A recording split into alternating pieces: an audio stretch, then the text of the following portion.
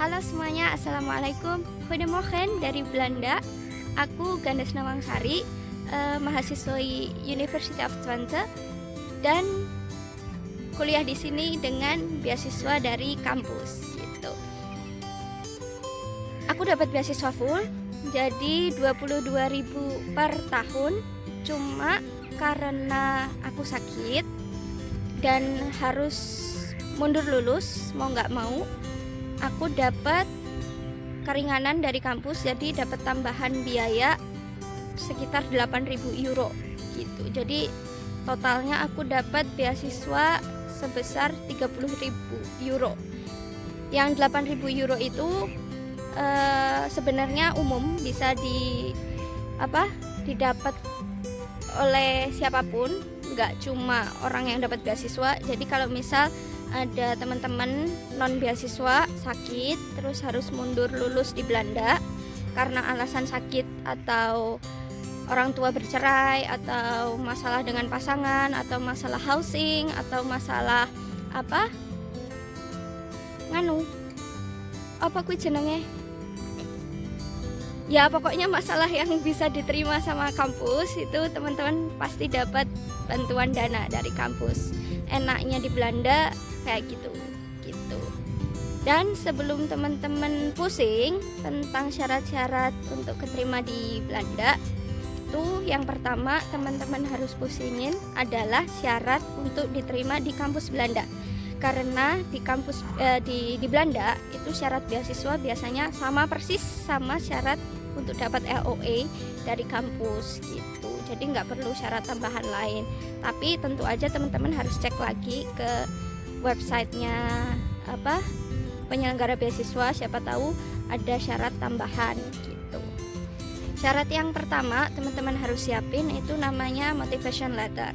Itu tentang pengertiannya apa itu bisa dicari di internet, tapi aku mau ngasih tips-tipsnya. Itu yang pertama, jangan lebih dari 1 halaman, karena kalau misal lebih dari 1 halaman kayak 1,5 halaman aja, itu kemungkinan besar langsung di skip, jadi kita otomatis nggak lolos gitu. Oh ya, sebelum motivation letter, tentu aja kurikulum vitae itu harus yang outstanding gitu, yang bikin mereka tuh membaca langsung, oh iya ini luar biasa nih kandidat, jadi aku harus terima gitu. Nanti untuk detailnya kalian bisa email ke gandesnawangsari@gmail.com. nanti aku bisa kasih berkas-berkas yang aku pakai untuk daftar S2 di Belanda gitu. Terus nanti teman-teman bisa sampaikan pertanyaan kalau masih ada pertanyaan di email itu. Tapi sabar ya, untuk balasannya mungkin agak lama karena ya agendanya padat banget di sini gitu.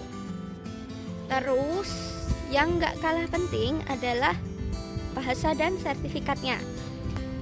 Kalau teman-teman kuliahnya nanti di Belanda pakai bahasa Inggris, itu penting untuk menyertakan IELTS atau TOEFL gitu. Tapi TOEFL-nya bukan yang hasilnya 500 atau 600 itu, tapi yang hasilnya kecil yang kayak 90 tuh udah bagus. Itu yang dipakai, namanya TOEFL IBT gitu.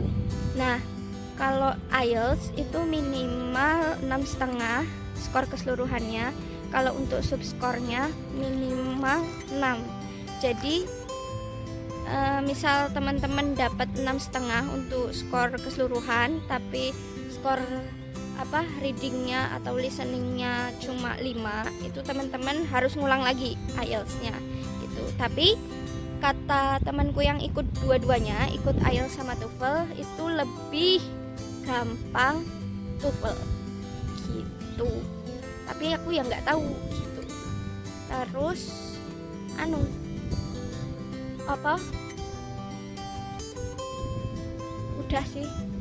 udah itu toh. Intinya teman-teman harus bikin berkas pendaftaran kampus yang outstanding.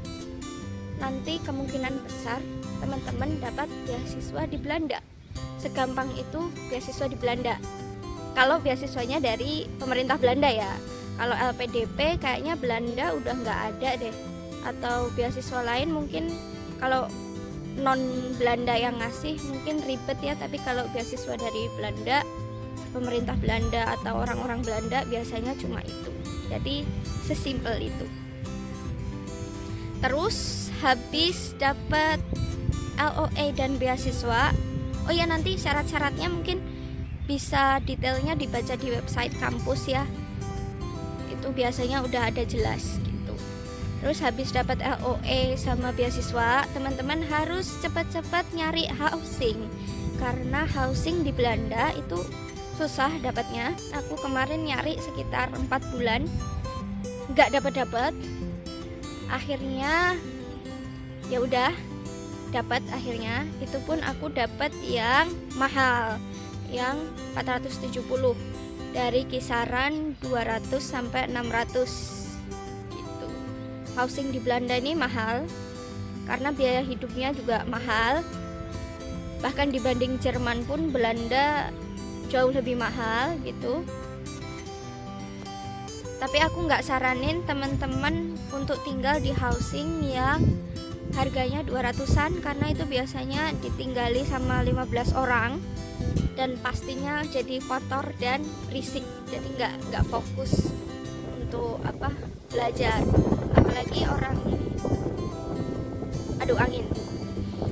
Apalagi orang internasional yang di sini biasanya kan suka party, suka minum-minum, jadi ya itu jadi pertimbangan penting buat teman-teman kalau di sini. Apalagi teman-teman yang introvert, jangan tinggal di harga yang 200-an gitu.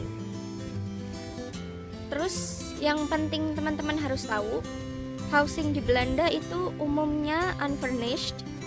Jadi nggak ada apa-apanya, nggak ada kasur, nggak ada lemari. Kita harus beli-beli sendiri gitu. Jadi tapi tenang aja, untuk mahasiswa internasional biasanya pihak kampus itu bakal bantu.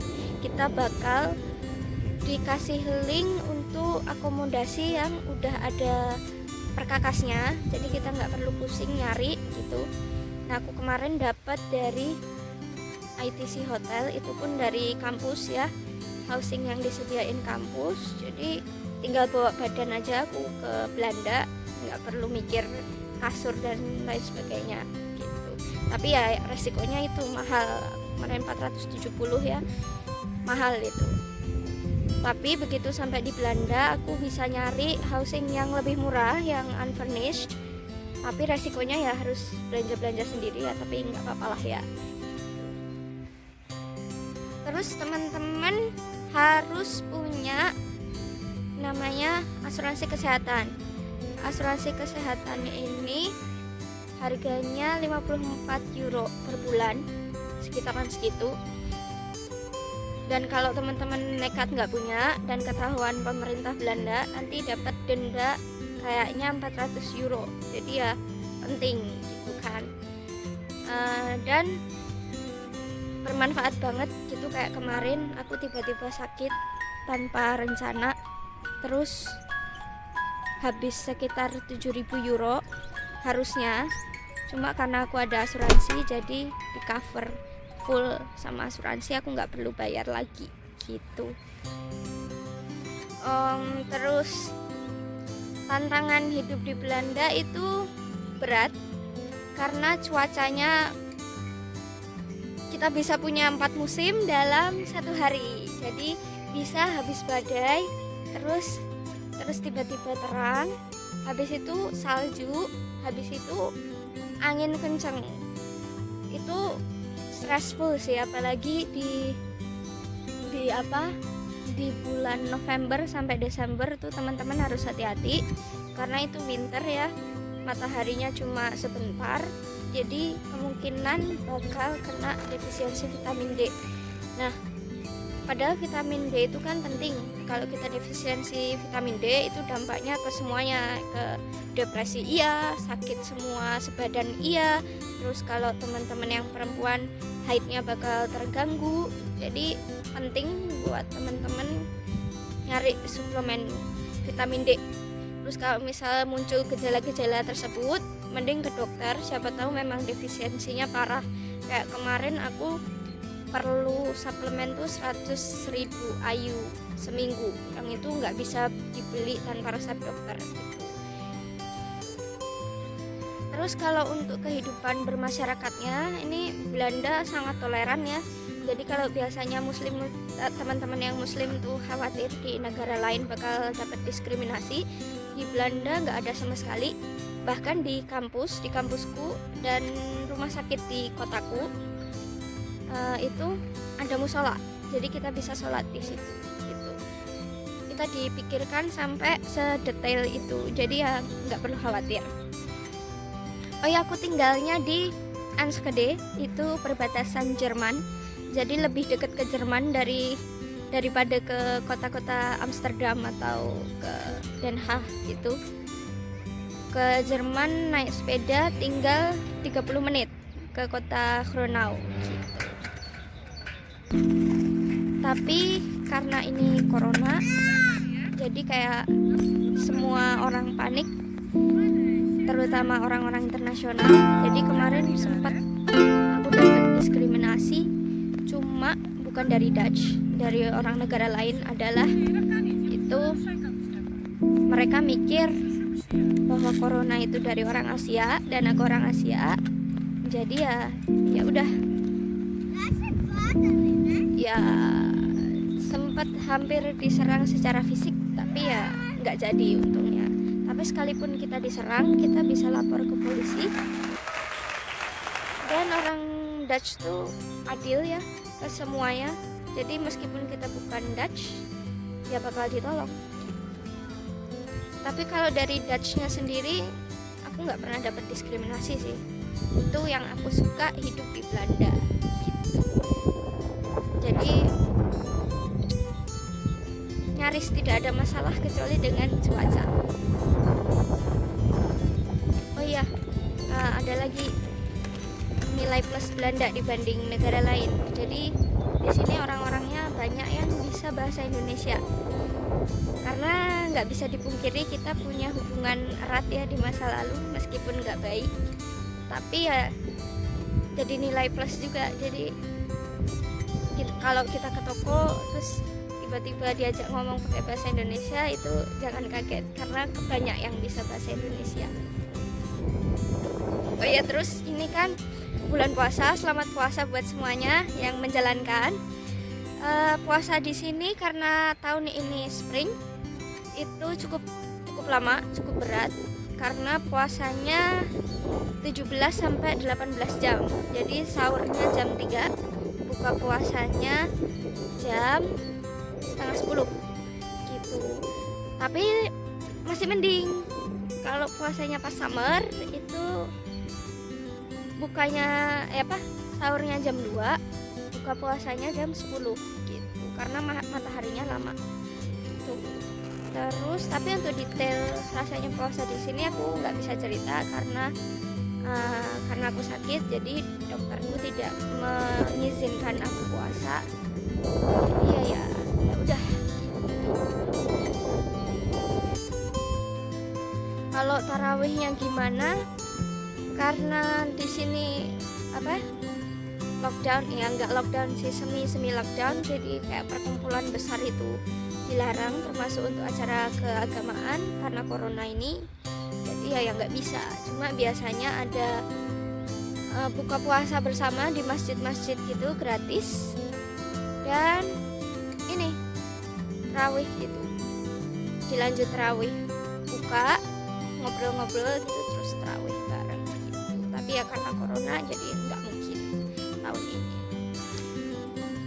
Oh ya, terus teman-teman nggak ada cerita ya teman-teman dari kampus swasta terus pesimis dapat beasiswa luar negeri, nggak ada, karena semuanya tergantung dari kita masing-masing gitu. Jadi nggak ada jaminan bahwa orang-orang yang kuliah di kampus negeri itu jauh lebih pintar dan berhak dapat beasiswa dari kita, nggak ada. Karena aku pun dari kampus swasta, dari Universitas Muhammadiyah Surakarta, jadi aku dapat full itu 22.000, tapi temanku yang dari UI cuma dapat 12.000 parsial. Jadi ya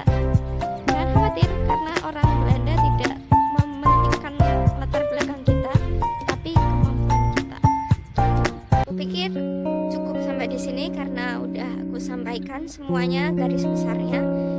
Cuma kalau masih ada pertanyaan atau bisa kirim ke email yang tadi aku sebutin, nanti insya Allah aku balas. Tapi maaf kalau agak lama ya, itu sih.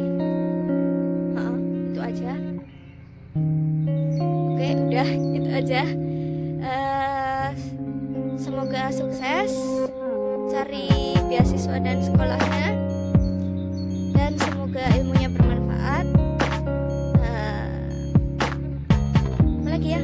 Ya udah. Wassalamualaikum warahmatullahi wabarakatuh.